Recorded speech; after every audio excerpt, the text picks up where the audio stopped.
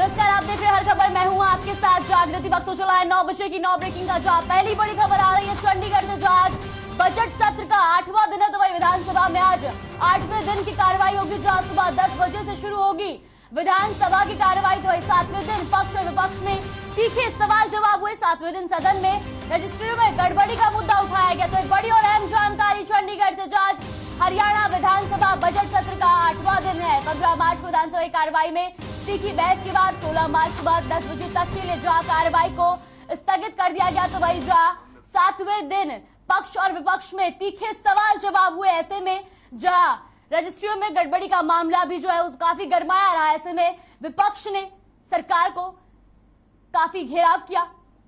तो बड़ी और अहम जानकारी चंडीगढ़ से। जहां आज बजट का 8वां दिन है, तो वही सुबह 10 बजे से सदन की कार्रवाई शुरू होगी। तो जहां विधानसभा में आज 8वें दिन की कार्रवाई शुरू होगी, वही आपको बता दें कि सुबह 10 बजे से शुरू होगी विधानसभा की कार्रवाई। जहां 7वें दिन पक्ष और विपक्ष में तीखे सवाल जवाब हुए। तो वही 7वें दिन सदन में रजिस्ट्रियों में गड़बड़ी का मुद्दा उठा, जिसको लेकर के पक्ष और विपक्ष में जमकर सवाल जवाब भी हुए। आपने देखेगा तो जहां विधानसभा में होगी आज 8वें दिन की कार्रवाई, वही सुबह 10 बजे शुरू होगा कार्रवाई। तो इसी खबर पर चंडीगढ़ से हमारे साथ लाइव जुड़ गए संवाददाता रवि चंदेल। रवि, आज विधानसभा में क्या कुछ मुद्दा रहने वाला है? जी बिल्कुल, आज हरियाणा विधानसभा बजट सत्र का 8वें दिन का आगाज होगा और आगाज जो है वो प्रश्नकाल के साथ होगा। उसके बाद जिस तरीके से कॉलिंग अटेंशन मोशन जो है वो विपक्ष के अधिकतर विधायकों द्वारा फसलों के मुआवजा राशि जो है वो अभी तक किसानों के खातों में नहीं पहुंची है, उसको लेकर कॉलिंग अटेंशन मोशन लगाया गया है। जिस तरीके से अगर हम बात करें कि इससे पहले भी सदन के अंदर जो है ये मुद्दा जो बड़ी जोर शोर से विपक्ष के विधायकों द्वारा उठाया गया था, उनका साफ तौर पर कहना है कि सरकार द्वारा जो गिरदावरी की गई थी, गिरदावरी करने के बाद जो मुआवजा राशि किसानों के खातों में पहुंचनी चाहिए थी वो किसानों के खातों में अभी तक नहीं पहुंची है। इसी को लेकर आज जो है वो विपक्ष के विधायकों, अगर हम बात करें विधायक कांग्रेस विधायिका किरण चौधरी, अभय सिंह चौटाला, बलराज कुंडू, इन तमाम अधिकतर विधायकों ने जो है इसके ऊपर जो है आज ध्यानाकर्षण प्रस्ताव लाया है और सरकार को घेरने के प्रयास किए जाएंगे। जी बिल्कुल रवि, कल सदन में रजिस्ट्रियों में गड़बड़ी का मामला उठा था, जिसको लेकर के सीएम ने भी जवाब देते हुए कहा कि हमने गड़बड़ियों को जाना है लेकिन माना नहीं है।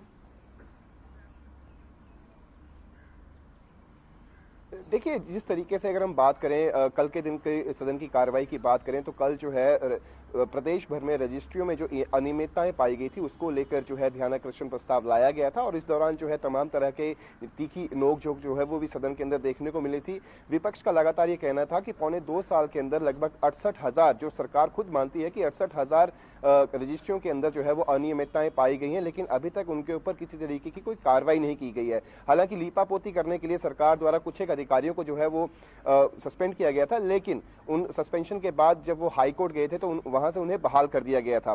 तो ऐसे में जिस तरीके से जो समूचे प्रदेश के अंदर रजिस्ट्रियों में जो घोटाले देखने को मिल रहे हैं उसको लेकर सरकार पूर्ण तरीके से किस तरीके से विराम लगाएगी, इस पर जो है वो चर्चा की गई थी और जिसके एवज में मुख्यमंत्री मनोहर लाल खट्टर ने कहा था कि सरकार जो है वो अपने बलबूते इन तमाम भ्रष्टाचार युक्त जितने भी मामले हैं उनको सामने ला रही है और उनको जो है कड़ी दर जो है उनका जो है प्रॉपर तरीके से जो है उनका समाधान किया जा रहा है। साथ ही उन्होंने कहा कि जिस तरीके से अगर ये लगातार जो है विपक्ष मुद्दे उठाया जा रहा है तो हम भी जो है 2010 से लेकर 2016 तक जितने भी रजिस्ट्रियों में घोटाले के मामले हैं इन तमाम घोटालों की जो है वो जांच की जाएगी। जी रवि, बहुत बहुत धन्यवाद आपका तमाम जानकारी के लिए। हमारे साथ जुड़ने के लिए 9 बजे की 9 ब्रेकिंग में रुक कर लेते हैं दूसरी बड़ी खबर का। जहां दूसरी बड़ी खबर आ रही है जहां नवाज शहर से बड़ी खबर, जहां भगवंत मान लेंगे सीएम पद की शपथ। वही पंजाब के मुख्यमंत्री पद की शपथ लेंगे भगवंत मान। वही दोपहर 12:30 बजे होगा शपथ ग्रहण समारोह, जहां गांव खड़गड़ कला में होगा शपथ ग्रहण। तो ये आपको बता दें कि 16 मंत्रियों को भी दिलाई जाएगी मंत्री पद की शपथ। तो ये बड़ी और अहम जानकारी नवाज शहर से, जहां आपके मुख्यमंत्री उम्मीदवार भगवंत मान आज मुख्यमंत्री पद की शपथ लेंगे। तो वही बताते चले कि मान को मोहाली में शुक्रवार को हुई पार्टी की बैठक में विधायक दल का नेता चुना गया था। शपथ ग्रहण समारोह 16 मार्च को दोपहर 12:30 बजे नवाशहर जिले के स्वतंत्रता सेनानी भगवंत सिंह के पैतृक गांव खड़गड़ कला में होगा। वही प्राप्त जानकारी के अनुसार 16 मंत्रियों को भी इसके बाद जो है शपथ दिलाई जाएगी। तो बड़ी और अहम जानकारी नवाशहर से, जहां आज आप पार्टी के मुख्यमंत्री पद के उम्मीदवार भगवंत मान लेंगे पंजाब के मुख्यमंत्री के तौर पर सीएम पद की शपथ। तो बड़ी और अहम जानकारी नवाशहर से आपको बता दें कि जहां 12:30 बजे शपथ ग्रहण समारोह का आयोजन होगा, तो वही मंत्री पद सीएम पद की शपथ लेने के बाद 16 मंत्रियों को भी 16 विधायकों को भी मंत्री पद की शपथ दिलाई जाएगी। तो बड़ी और अहम जानकारी नवाशहर से, जहां शहीद भगत सिंह के पैतृक गांव खटखट कला गांव में ये शपथ ग्रहण समारोह का आयोजन किया गया है, जहां 12:30 बजे शपथ ग्रहण समारोह वो शुरू होगा। ऐसे में आज भगवंत मान पंजाब के मुख्यमंत्री के तौर पर सीएम पद की शपथ लेंगे।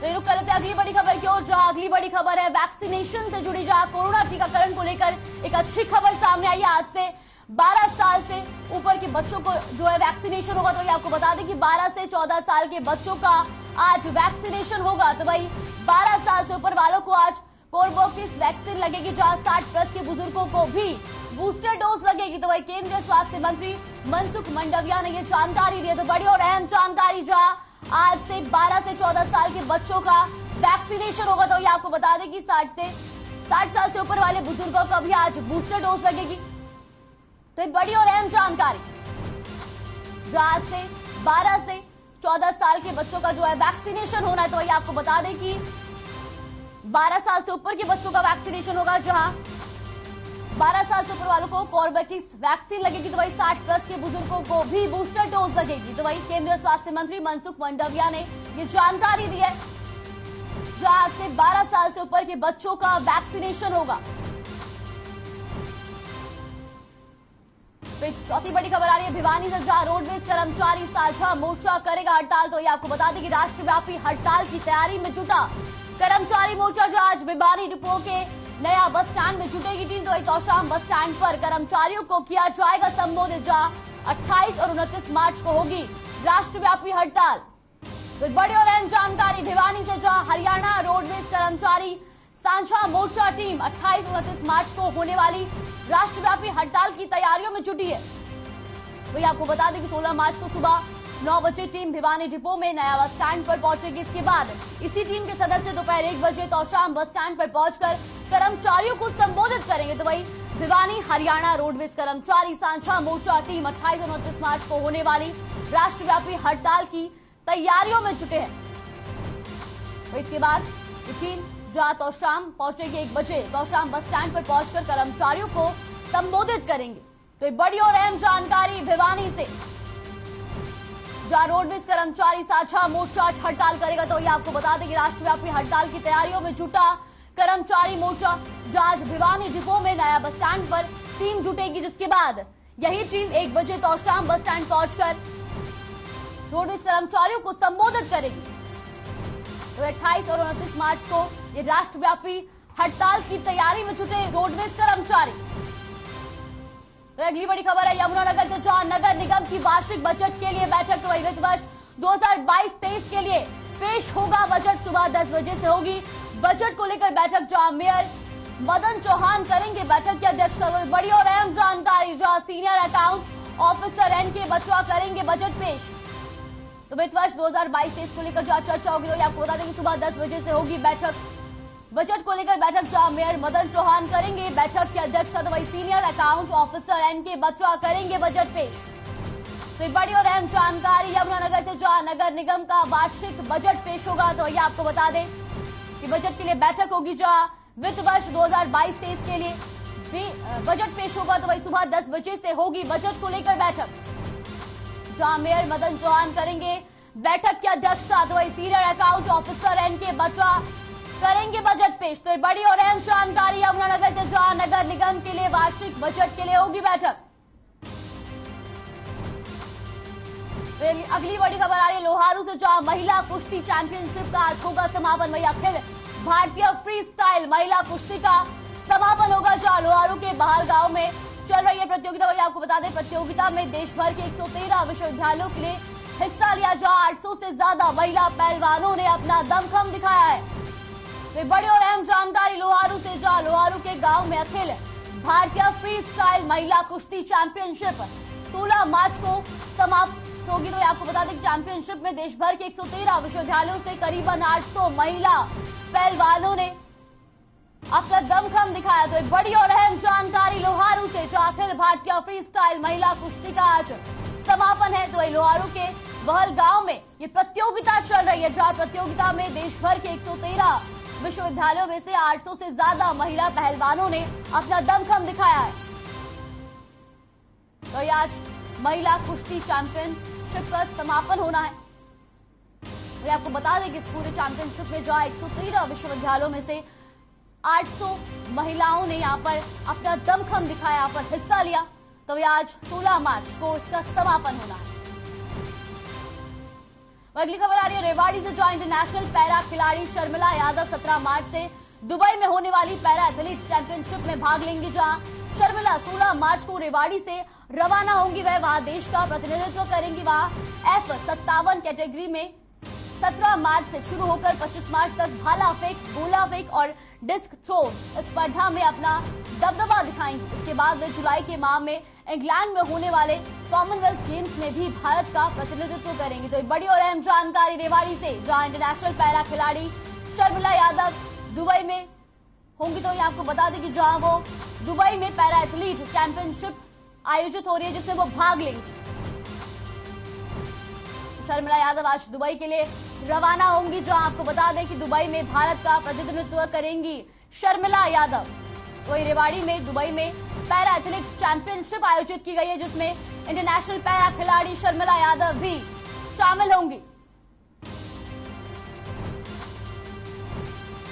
अगली बड़ी खबर आ रही है गोला चिका से, जो अफीम की खेती करने वाला शख्स गिरफ्तार। तो एनडीपीएस एक्ट के तहत पुलिस ने कार्रवाई की, जहां पशु के बाड़े में उगाई गई थी अफीम की डोडा पोस्ट फसल। तो वही 288 किलो 300 ग्राम अफीम की डोडा पोस्ट फसल पकड़ी गई, जहां आरोपी को अदालत में पेश कर न्यायिक हिरासत में भेजा गया। तो आपको बता दें कि गोला के गांव दावा में महमूदपुर पुलिस ने ये कार्रवाई की है। तो एक बड़ी और अहम जानकारी गोला चिका से, जहां गोला गांव दावा के प्लॉट में डोडा पोस्ट की खेती करने वाले व्यक्ति को एनडीपीएस एक्ट के तहत कार्रवाई कर काबू किया गया, जहां नशे को लेकर गोला पुलिस प्रशासन की बड़ी कार्रवाई देखने को मिली। तो आपको बता दें गांव दावा से अफीम की खेती करने वाले 55 वर्षीय व्यक्ति को गिरफ्तार किया गया है। तो एक गांव के बीचों बीच अपने पशु के बाड़े में अफीम की डोडा पोस्ट की फसल उगाई थी, जहां गुप्त सूचना के आधार पर कार्रवाई कर 288 किलो 300 ग्राम अफीम की डोडा पोस्ट फसल पकड़ी, जो आरोपी को अदालत में पेश किया गया और जहां से आरोपी न्यायालय के आदेश अनुसार न्यायिक हिरासत में भेजा गया। तो ये आपको बता दें कि डीएसपी गोला किशोरी लाल ने जानकारी देते हुए बताया कि गोला थाना के अधीन चौकी महमूदपुर पुलिस एरिया से 288 किलो अफीम की डोडा पोस्ट आरोपी को साथ ही आरोपी को भी काबू कर लिया गया। तो ये आपको बता दें कि जो अपराधियों पर पुलिस द्वारा एसपी मकसूद अहमद के निर्देशानुसार निरंतर रूप से शिकंजा कसा जा रहा है। तो बड़ी और अहम जानकारी, जो एनडीपीएस एक्ट के तहत पुलिस ने एक बड़ी कार्रवाई की। तो ये आपको बता दें कि पशु के बाड़े में उगाई गई थी अफीम की डोडा पोस्ट फसल, जहां 288 किलो 300 ग्राम अफीम की डोडा पोस्ट फसल जो है वो बरामद हुई है। तो आपको बता दें कि जहां तेजी से कोरोना के मामलों में अब गिरावट देखी जा रही है, तो वही मंगलवार को प्रदेश में भी 114 नए मामले सामने आया, जहां प्रदेश में कोरोना के एक्टिव केसों की संख्या 677 पहुंची। तो वही कुरुक्षेत्र और जींद में कोरोना से एक मरीज की मौत भी हुई है। तो बड़ी और अहम जानकारी कोरोना से जुड़ी, जहां मंगलवार को प्रदेश में 114 कोरोना के नए संक्रमितों की पुष्टि हुई। तो आपको बता दें कि प्रदेश में कोरोना के एक्टिव केसों की संख्या भी अब जो है 677 तक पहुंच चुकी है। वहीं तेजी से कोरोना के मामलों में अब गिरावट देखी जा रही है। तो मंगलवार को प्रदेश में 114 नए कोरोना के संक्रमित पाए गए। बड़ी और अहम जानकारी प्रदेश में कोरोना से जुड़ी, जहां तेजी से प्रदेश में कोरोना के मामलों में गिरावट देखी जा रही है। बीते 24 घंटे में प्रदेश में 114 नए संक्रमितों की पुष्टि हुई है। तो ये आपको बता दें कि इस वक्त प्रदेश में 677 केस एक्टिव है। वही बात की जाए अगर मौत के आंकड़ों की, तो बीते 24 घंटे में प्रदेश में 2 लोगों ने कोरोना के चलते अपनी जान गंवाई है। ये बड़ी और अहम जानकारी, जहां प्रदेश में भी कोरोना से राहत मिलती नजर आ रही है। तो रुक कर लेते हैं खबरों की ओर, जहां सदन में रजिस्ट्रियों में गड़बड़ी, जिस पर जवाब देते हुए जहां सीएम ने भी इसमें जवाब दिया। तो ये आपको बता दें कि सीएम मनोहर लाल ने कहा कि जो गड़बड़ियां हुई हैं वो हमने माना नहीं बल्कि जाना है, क्योंकि उसको हमने खुद पकड़ा है। साथ ही कहा कि मामले में कार्रवाई की गई है और भी कार्रवाई आगे जारी है। लेकिन 2 शब्द ऐसे हैं जो बार बार परिवर्तन भी हुए हैं। 7A 1975 के एक्ट में लागू हुआ था और ये ठीक है कि मशरूमिंग ना हो, इस प्रकार से सारा उसके पीछे हेतु रहा होगा। मशरूम ग्रोथ वो रुकनी चाहिए और हमने इसको रोकने के लिए ही 7A की सख्ती की। जहां तक कंप्यूटेशन की बात है, ये हमने की है सितंबर 2020 में।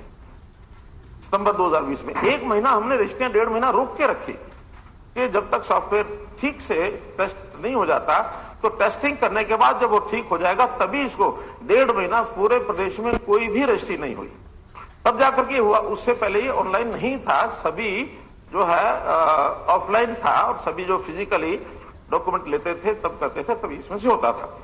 हमने 2017 से ये जो सारा डाटा मांगा है, जिसके बारे में हमारी बहन किरण जी कह रही हैं कि हमने माना कि 60,000 के लगभग रजिस्ट्रियां जो है इसमें 7A की गड़बड़ हुई है। हमने माना नहीं है, हमने ये जाना है।